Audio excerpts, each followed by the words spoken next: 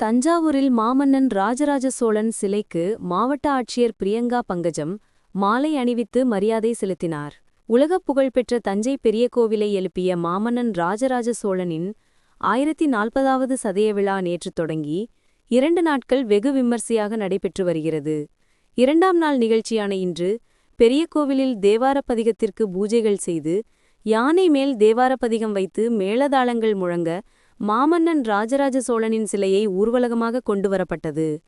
பின்னர் மாவட்ட ஆட்சியர் பிரியங்கா பங்கஜம், தர்மபுர ஆதீனம் ஸ்ரீலசி மாசிலாமணி தேசிக ஞானசம்பந்த பரமாச்சாரியா சுவாமிகள் உள்ளிட்டோர் மாலை அணிவித்து மரியாதை செலுத்தினார்.